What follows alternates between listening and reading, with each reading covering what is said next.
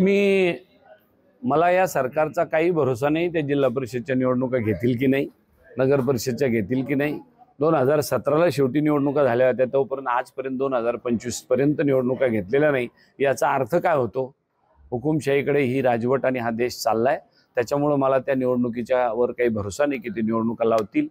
त्यांचं बटीक म्हणून काम करणारा निवडणूक आयोग, त्यांच्याकडून काही अपेक्षा आता काही व्यक्त करण्यासारखा दिवस आणि वेळ राहिलेली नाही। मी जो दौरा आखलेला आहे तो संबंध जालना जिल्ह्याचा, सातत्याने रोज मी त्या दौऱ्यावर जातो। रोजचे 10-15 गावं करतो, त्यातला हातचा एक दौरा आहे। आणि माझा निवडून आल्यानंतर जे गावं भेटी देण्याचे राहिले त्या गावाला मी जातोय। एवढंच आपल्याला या दौऱ्याच्या निमित्ताने मी आपल्याला सांगेन। बरं, काल महाविकास आघाडीच्या आणि ठाकरे बंधूंनी निवडणूक आयोगाच्या विरोधात मोर्चा काढलेला आहे। जी दुबार नाव आहे, जे गोळ आहे किंवा मतचोरीचा आरोप सातत्यानं तुमच्या नेत्यांनी सुद्धा त्याचं प्रेझेंटेशन दाखवलं होतं। हे काल जे शिवसेनेने मोर्चा काढला तो शिवसेनेचा नसून महाविकास आघाडीचा होता, महागठबंधनचा, इंडिया गठबंधनचा होता। आणि ही वोट चोरीचा मुद्दा हा खऱ्या अर्थाने राहुल गांधी साहेबांनी हा निदर्शनास आणून दिला आमच्या सगळ्यांच्या। त्याच्यावर त्यांनी अभ्यास केला आणि दुबार नाव आली, तिबार नाव आली। जसं बघा, मुकुंदवाडी जे नाव आहे तेच नाव बदनापूरला आहे, तेच नाव अंबडला आहे। तर ही जी 3-3 ठिकाणी नावं आहे, त्याचं कारण काय हे शोधून काढायची भूमिका राहुल गांधी साहेबांनी घेतलेली आहे। आणि तेच काम काल ठाकरे बंधूंनी आणि महाविकास आघाडीच्या सगळ्या नेत्यांनी मुंबईला मोर्चा काढून केलेला आहे। त्याच्यामुळं निश्चितच या बदनापूर मतदारसंघामध्ये सुद्धा 25 ते 30 हजार मतं, जे बदनापूर तालुक्याशी ज्याचा काही संबंध नाही, एवढी इथं नोंदणी केलेली आहे। आणि म्हणून खऱ्या अर्थाने बबलू शेठची या ठिकाणी पराजय झाले। बरं, खरं तर राज ठाकरेंनी काल मतदार यादीच थेट भाषणादरम्यान वाचून दाखवलेली आहे आणि दुबार असणाऱ्या मतदाराला फोडून काढा असा हल्लाबोल त्यांनी केला। मतदाराला फोडून काढण्यापेक्षा ज्यांनी नाव टाकलं त्याला फोडून काढलं तर योग्य राहील। ते मतदारालाच माहित नाही माझे नाव किती ठिकाणी टाकलंय, म्हणून मतदाराला फोडण्यापेक्षा आपण लोकशाही पद्धतीने त्या गावातली जी 2-2 नावं एकाच विधानसभा मतदारसंघात जर 2-2, 3-3 ठिकाणी नावं असतील ते निश्चितपणाने निवडणूक आयोगाने तात्काळ कमी केली पाहिजे। लोकांनी आपल्याला मतदान केलेलं आहे, मात्र ईव्हीएमच्या भानगडीमुळे आपला पराभव झाला असं सुद्धा राज ठाकरे म्हणाले। ही गोष्ट खरी आहे की ईव्हीएमचा घोटाळा, दुबार तिबार नावं, जास्तीची नावं नोंदवली, त्याच्यामुळं चोरून हे सगळे लोक सरकारमध्ये आलेले आहे त्या चोरीच्या मार्गाने। त्यामुळे हे खरे त्यांनी जे सांगितले ते। अमित शहा दौऱ्यावरती आले होते, त्यांनी असं सांगितलं की विरोधक आता दुर्बिणीतून सुद्धा दिसले नाही पाहिजे। हे खरं आहे की आपल्या देशाचे गृहमंत्री की ज्यांना गुजरातमधून त्यांना बाहेर काढलं होतं एकेकाळी, अशा गृहमंत्र्यांनी असं टिप्पण करावं ज्या परमपूज्य डॉक्टर बाबासाहेब आंबेडकरांनी घटना आपल्याला लिहून दिली त्या घटनेच्या आधारावर हा देश चालू आहे। आणि लोकशाही मार्गाने प्रजासत्ताक दिवस आपण 26 जानेवारी दिवशी साजरा करतो, तिथून पासून पुढे आपण लोकशाही मार्गाने चाललोय। दर 5 वर्षांनी निवडणुका येत आहे, वेगवेगळ्या प्रकारचं सरकार निवडून येत आहे आणि या देशाचा राज्याचा कारभार सुरू आहे। तिथं विरोधी पक्षही आहे आणि सत्ता पक्ष आहे।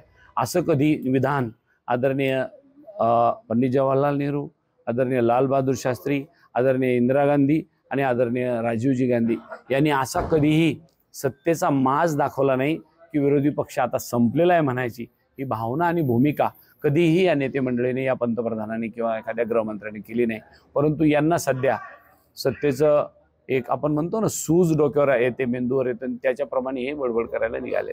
राज्याचे उपमुख्यमंत्री अजितदादांनी शेतकऱ्यांच्या संदर्भात एक वक्तव्य केलेलं आहे की कर्ज फेडायची सवय लावा, सगळंच कसं फुकट मिळणार, सारखं काय फुकट। मला त्याच्यावर इतकंच सांगायचं आहे की शेतकरी कर्जमाफीची मागणी करत नाही।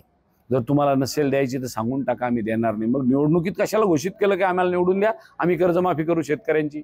हा पहिला मुद्दा।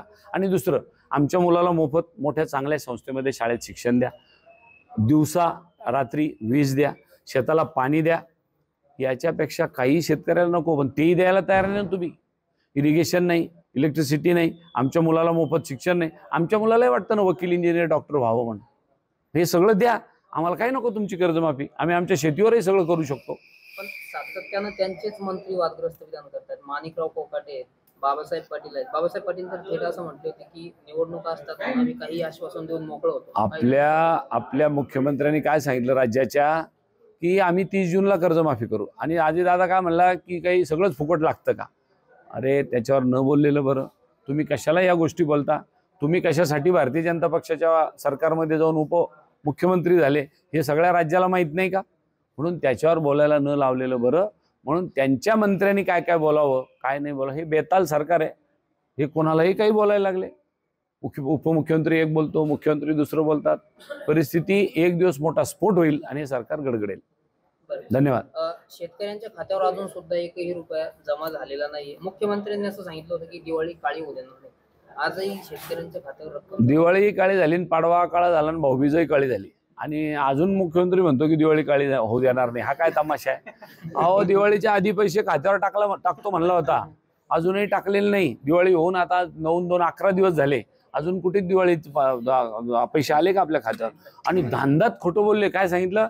मी 8,000 कोटी रुपये परवाच्या मंगळवारच्या त्या कॅबिनेटच्या प्रेस कॉन्फरन्समध्ये म्हटले 8,000 कोटी रुपये पाठवले, 40 लाख शेतकऱ्याच्या खात्यावर गेले. कुठं गेले? धोपटेश्वरला आले का? मग माझ्या पिसादेवीला आले नाही, धोपटेश्वरला आले नाही. सांगायचं तात्पर्य हे की मला आपल्याला सांगायचं आहे, या लवाडाचा आवाज न खाल्ल्याशिवाय काय खरं नाही. शिवसेनेचे आमदार आहे महायुतीचे किशोर पाटील, पाचोऱ्याचे जळगाव जिल्ह्यातले, त्यांनी असं एक विधान केलं की युती करू म्हणणारे भाजपचे लोक नेते कधी पलटी खातील त्यांचा भरोसा नाही. आता सध्याच्या परिस्थितीमध्ये त्यांची तिघांची परिस्थिती हीच आहे. कधी आपलं टांगा पलटीन घोडे फरार होतील त्याचा काय भरोसा नाही. म्हणून ते सरकार आता टिकेल अशी परिस्थिती नाही. सगळेजण आता एकमेकाचं उनो काढायला सुरुवात केलेली आहे. म्हणून त्यांच्यावर आता जनतेचा सुद्धा भरोसा नाही. बघा पुढे काय होतंय. जनता जनार्दन त्यांच्या पाठीशी नाही राहणार. संजय राऊतांची प्रकृती बिघडलेली आहे. आता 2 महिन्यापूर्वी ते कार्यकर्त्यांना. मला त्याच्याबद्दल नाही कल्पना, पण तू माझ्या बातम्या वाचण्यात आल्या. मी पांडुरंगाला प्रार्थना करेल की संजय राऊतांची तब्येत लवकरात लवकर चांगली व्हावी, अशा शुभेच्छाही त्यांना देईल आणि त्यांची प्रकृती लवकर बरी व्हावी आणि त्यांनी सार्वजनिक जीवनात परत कामाला यावं.